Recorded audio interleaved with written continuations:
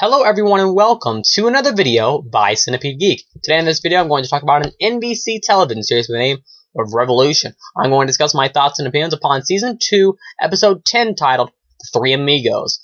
And without any further ado, let's get to it, shall we? Just so you guys know, there will be spoilers in this video, so if you haven't seen the episode, click pause, otherwise keep watching, right? Because here we go. It's pretty much what happens in this episode. It's pretty much all about Monroe's son. We have Monroe's character, we have Billy Burke's character, and they're pretty much on, Miles Matheson. They're pretty much on this, journey, and Rachel included, to find the character of Monroe's son. He's actually in Mexico, and whenever they actually first see each other, he has no idea it's him until Miles tells him, and then it's pretty much about, Monroe trying to reconnect with the son, and then the son, wondering, where he's been so many years, what happened to his mom, Esther, and that's pretty much the gist of episode 10 titled The Three Amigos for the season 2 of the NBC television series with the name of Revolution. I have to say, I loved this episode. This was another great episode in the NBC series known as Revolution.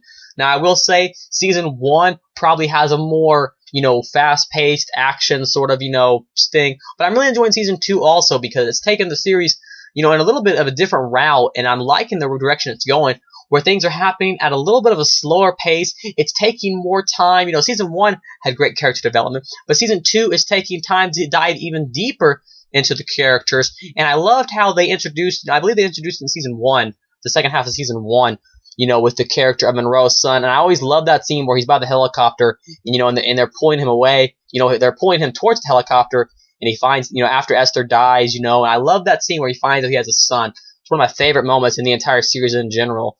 Another favorite moment of mine is we finally meets his son. I love the plot point. Monroe, if you guys don't know, Monroe is definitely one of my favorite characters. Monroe and Tom Neville. I love both of those characters. David Lyons plays the role of Sebastian Bass Monroe, and then Giancarlo Esposito, and forgive me if I pronounce his name wrong, plays the role of Major Tom Neville, and those two are my favorite characters. They've went in a completely different direction than I imagined.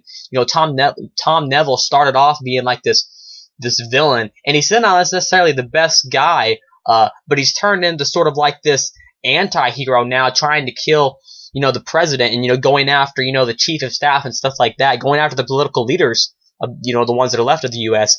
And then we have David Lyons playing the role of Sebastian Bass Monroe, once again, the leader of the Monroe militia. And now that the militia is pretty much gone because of reasons that happened in the series, he's pretty much just traveling with our main crew now. He's pretty much a part of them, and he's still kind of like, he's still the same personality, but he's more of an anti-hero now instead of the villain that he was in the first season. And I really enjoyed the way they took both of those characters. I love the character of Monroe. I love the moments in this episode where he meets his son for the first time. And it seems like it's going to take some dramatic circumstances in the next episode. It looks like his son is trying to strangle him. And, I love the whole plot point where Monroe has promised him to his son, where you're commanding 30 people, you could command, over thousands of people.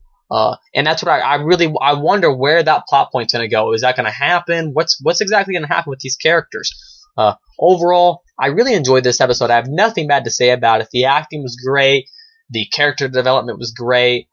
Overall, the characters are written in a great way. I like how this season is a little slower, so it allows you to marinate in those details, and it allows the characters to be developed greatly. The first 9 episodes of this series focus mainly on the Aaron character, and him, spoilers coming up, him and his girlfriend. His girlfriend died in the last episode, and we found out, the powers that he had, the whole nanobite thing, and I liked how it focused on his character. It really developed him, and he pretty much went from being a supporting member of the cast to pretty much a main member of the cast, and overall, I like that, I like how it really developed his character. It was completely different, It's no longer just about the power. It was about what happened when the power was turned back on, and the effects it had on our character of Aaron. Overall, a great episode, and I can't wait to see where the series is going to go in general.